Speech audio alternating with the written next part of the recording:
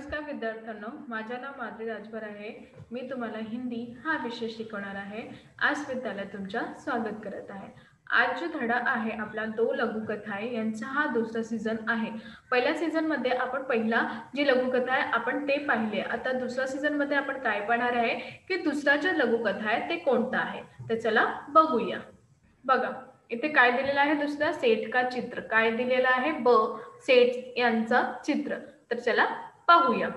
बहुत पहले की बात है, खूपच पुरानी बात आहे किंवा कथा आहे. एक सेठ था, एक सेठ होता. वो बहुत कंजूस था आणि ते खूपच कंजूस होता. काय होता, खूपच कंजूस होता. एक दमड़ी भी खर्च करते समय उसके प्राण निकल जाते थे. एकच दमडी म्हणजे एकच रुपये खर्च केल्याबद्दल त्याचा जे समय त्यानुसार त्या समय अनुसार त्यांचा प्राण बाहेर येतात होता. कारण की त्यांना एकही पैसे किंवा एकही दमल खर्च नहीं करायचा होता. तर अजून बघूया. वो काम करने के बाद भी लोगों को पैसे देने में परेशान करता आणि जेव्हा त्याचं काही कार्य होता किंवा काम होता तर त्या लोकांना म्हणतात की हे कार्य करू द्या आणि लोक जेव्हा हे कार्य करून देतात त्यानुसार त्यांचा परत पैसे पण नाही देतात. त्यांना खूपच परेशान केले जात होता त्या. कौन, हा सेठ. एक बार उसने एक चित्रकार से अपना चित्र बनवाया. एक दिवस काय झाला, त्यांनी एक चित्रकाराला बोलवले आणि त्यांना काय म्हणला की माझं चित्र बनवा. काय म्हणाले की माझं चित्र बनवा. जब चित्रकार ने पैसे मांगे तो सेठ ने कह दिया चित्र ठीक नहीं है.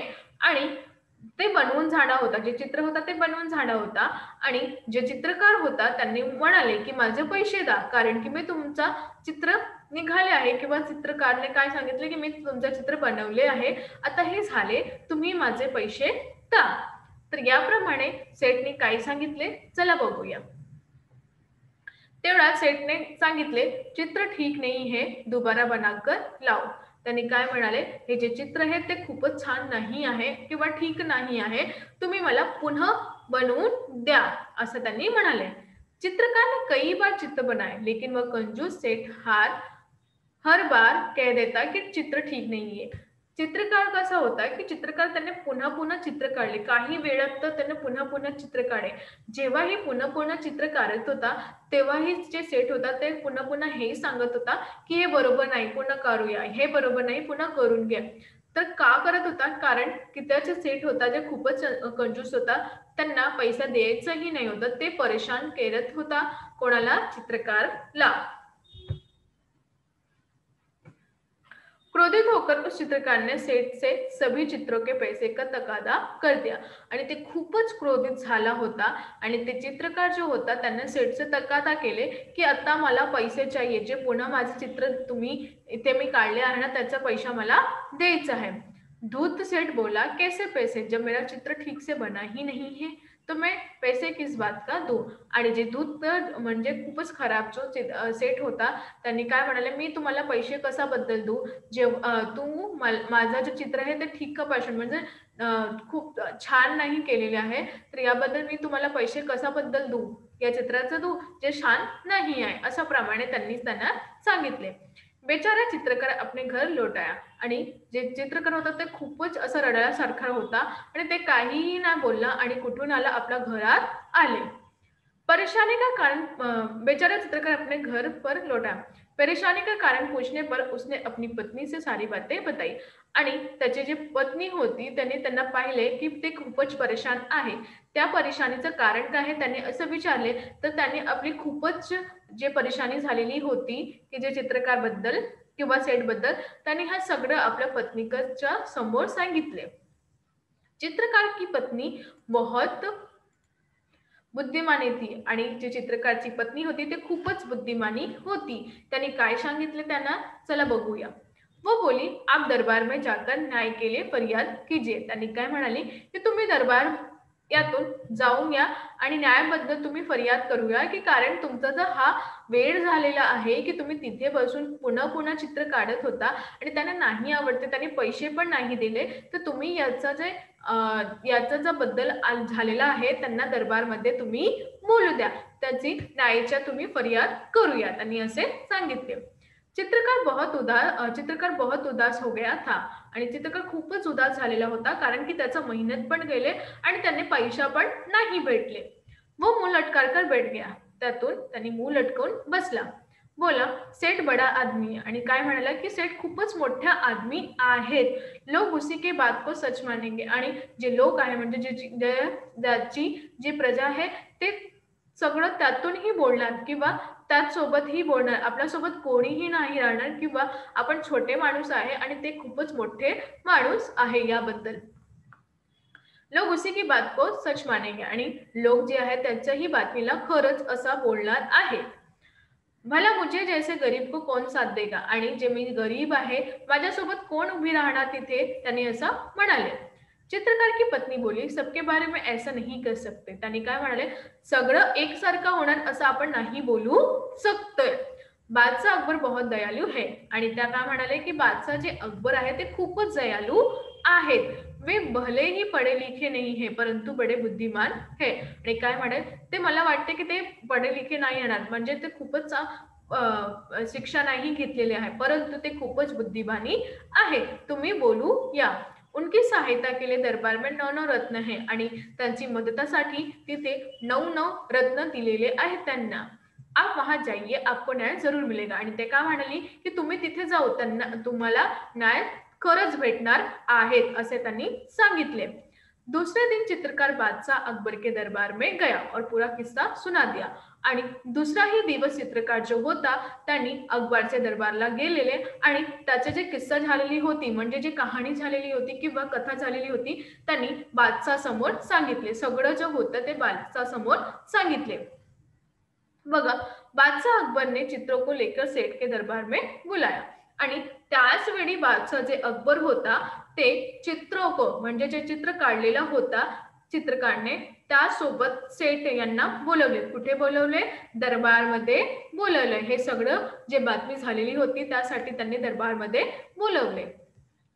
बादशाह ने सभी चित्रों को गौर से देखकर कहा, तुम्हारे इन चित्रों में क्या कमी है. आणि जे चित्र सेठने घेऊन आलेला होता त्यांना बघून बादशाह म्हणाले की या चित्रात त्यांनी खूपच गौर म्हणजे एक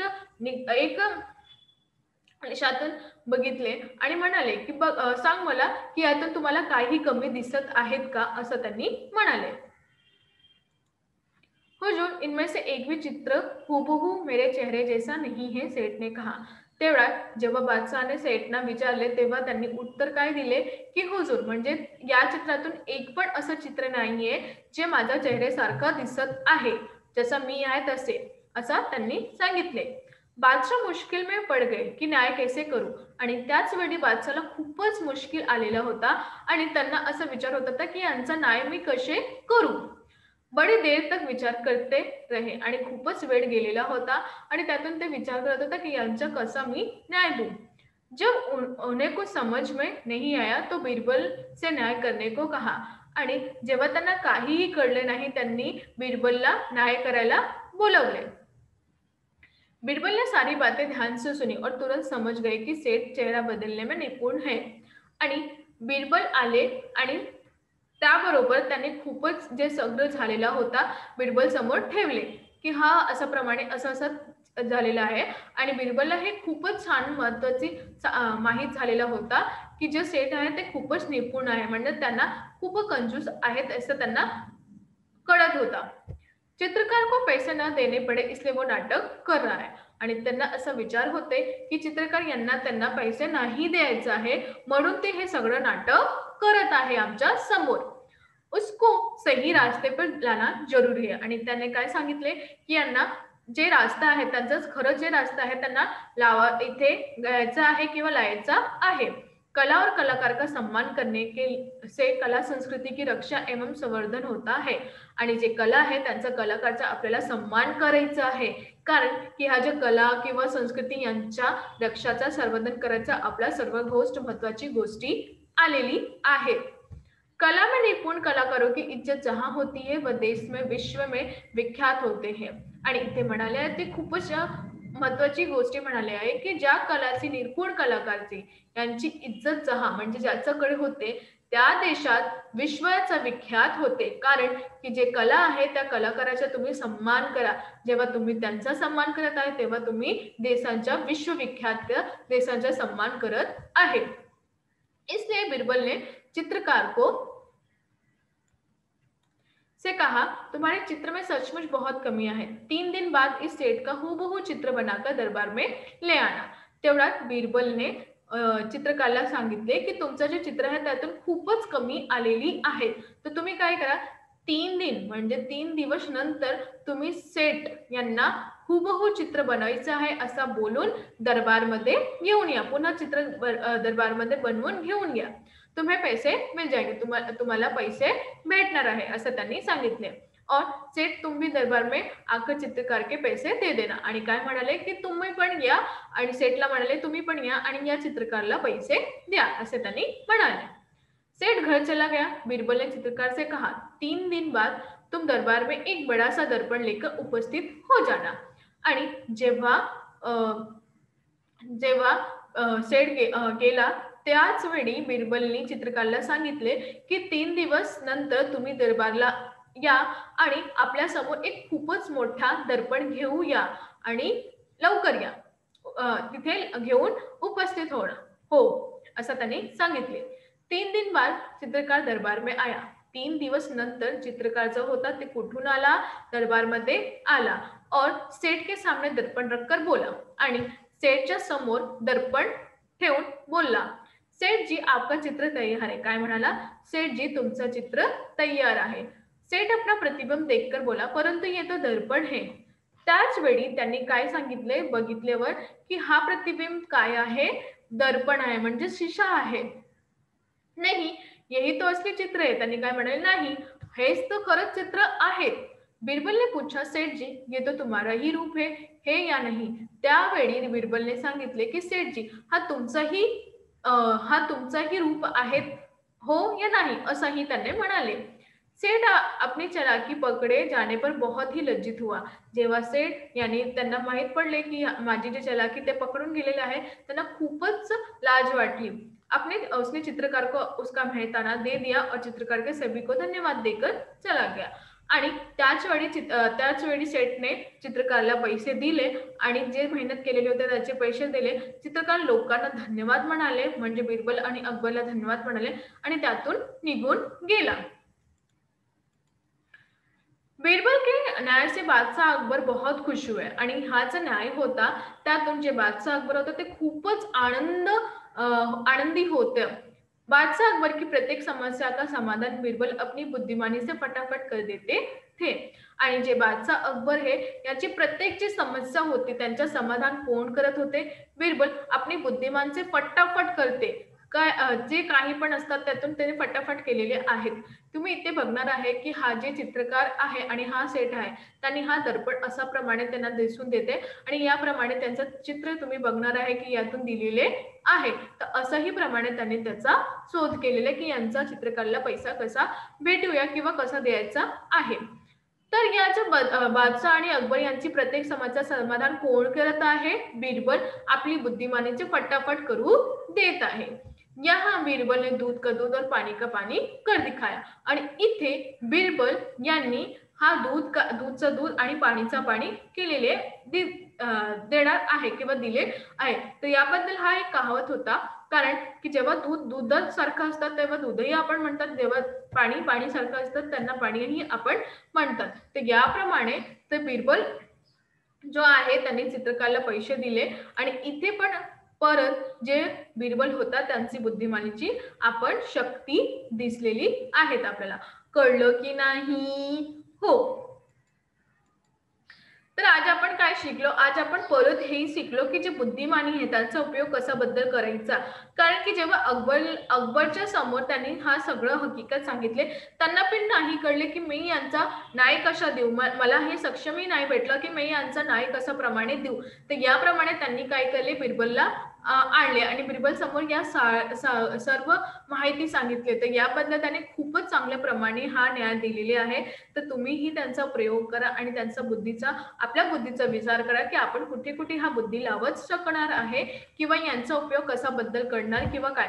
जेव्हा तुम्ही करणार तेव्हाही तुम्हाला समजणार आहे. तर याप्रमाणे आपण पाहिले या धड्यानंतर, की आपल्या बुद्धीचा उपयोग आपल्याला सही प्रमाणे करायचा आहे किंवा यांचा उपयोग सतत करायचा आहे. कळलं? हो. धन्यवाद.